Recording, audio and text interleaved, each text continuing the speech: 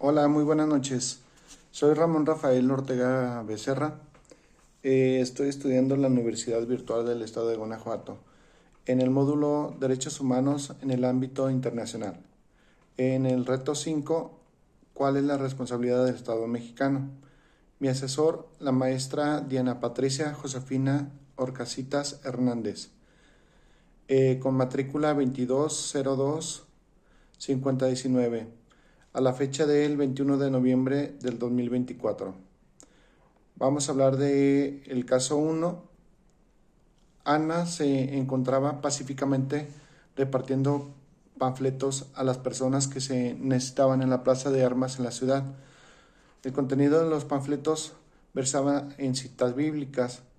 Al enterarse de lo que hacía Ana, un policía decidió arrestarla, arrebatarle los panfletos y detenerla, argumentando que no era un lugar para repartir este tipo de información, pues alteraba el orden. Ana permaneció encerrada e incomunicada dentro de una patrulla durante 3 horas hasta que la manifestación concluyó. Posteriormente, el policía la trasladó a la barandilla donde recibió burlas y calificativos peyorativos por el personal de la seguridad pública. Luego de un día detenida, la dejaron en libertad. Ana denuncia el hecho a la Fiscalía General del Estado, así como la Comisión Estatal de Derechos Humanos. Ambas instituciones omitieron el inicio de cualquier procedimiento, por el cual Ana acudió a la Justicia Federal, donde se resolvieron incompetencia para conocer del asunto. 2 años después, Ana presentó su caso ante la Corte Internacional de Derechos Humanos. La pregunta es aquí, ¿consideras que existe responsabilidad por parte del Estado mexicano? Sí, sí existe responsabilidad por el Estado mexicano, ya que los derechos fundamentales de esta persona fueron vulnerados desde el inicio. En primer lugar, se violó el derecho a la libertad de expresión, protegida por la Constitución como por la Convención Americana sobre Derechos Humanos. El servidor público actuó de manera indebida al no realizar correctamente su trabajo, pues no alcanzó a la persona para mantener inmediata ante el juez, lo cual es un paso esencial en el debido proceso.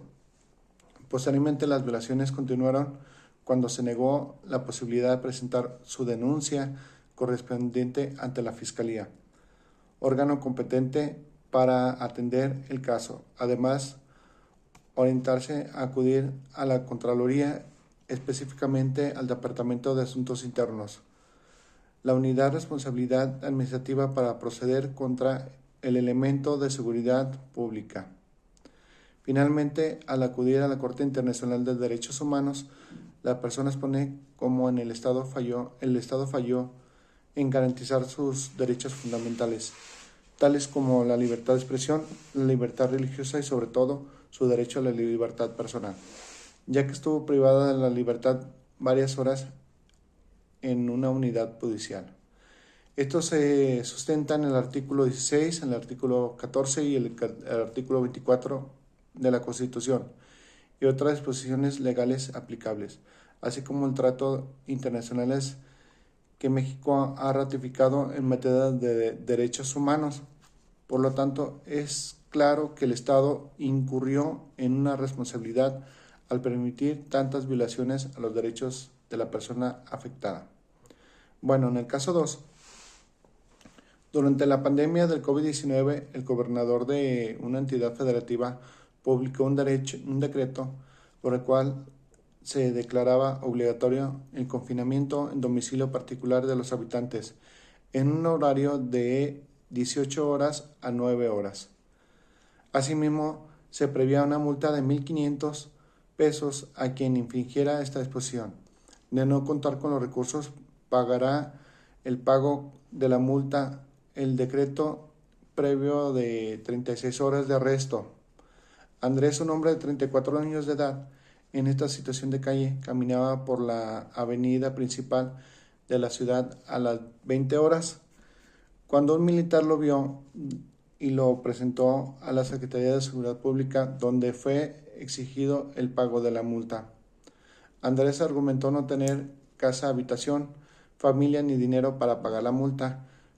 Como consecuencia fue privado a la libertad 36 horas y boletinado, fotografía incluida, en redes sociales como el primer detenido, un sinvergüenza capaz de negar a su familia con tal de no pagar multa.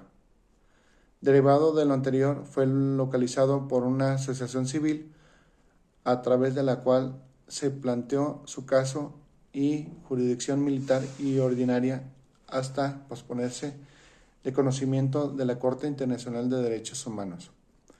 Aquí sí existe responsabilidad del Estado mexicano, en primer lugar porque los militares no deben realizar funciones de seguridad pública, ya que su principal objetivo es la protección de la nación. Estas tareas corresponden a los policías municipales, quienes están capacitados para manejar situaciones relacionadas con la administración y el ámbito penal. En este caso se notificó a la Corte Internacional de Derechos Humanos con el fin de buscar una solución y obtener una respuesta favorable frente a esta injusticia. Además, la persona afectada fue expuesta moralmente mediante la difusión de fotografías y su consentimiento, lo cual vulnera el derecho a la protección de imagen. También se le negó el acceso a la información, ya que la campaña no fue gestionada de manera personalizada ni se contó el consentimiento de los involucrados, lo que contradice el artículo 6 de la Constitución Política de los Estados Unidos Mexicanos, que garantiza el acceso a la información pública con un derecho fundamental. Asimismo, el artículo 17 constitucional protege el derecho de toda persona sobre su imagen, prohíbe la divulgación de fotografías o datos personales sin consentimiento, expresó el afectado, lo que claramente ocurrió en este caso. Por último, como conclusión, en ambos casos el Estado mexicano incurrió en graves violaciones de derechos humanos, evidenciando la falta de capacitación y actuación conforme a principios constitucionales por parte de sus funcionarios. En el caso de Ana, se vulneran los derechos de libertad de expresión, religión y persona, así como debido proceso. Al ser detenida arbitrariamente, recibe tratos denigrantes. Por su parte, Andrés fue injustificado criminalizado por su situación de vulnerabilidad, enfrentando trato humillante y violación de su derecho de imagen. Ambos casos reflejan la necesidad urgente de mejorar la formación de servidores públicos, garantizando procesos legales justos y respetar los derechos como establece los artículos 6, 14, 17 y 24 de la Constitución y los tratados internacionales. La misión estatal en estas situaciones no solo violenta la dignidad de la persona, sino también demuestra el incumplimiento de las obligaciones del Estado en materia de derecho fundamental. Pues muchas gracias, hasta aquí llega mi participación. Buenas noches.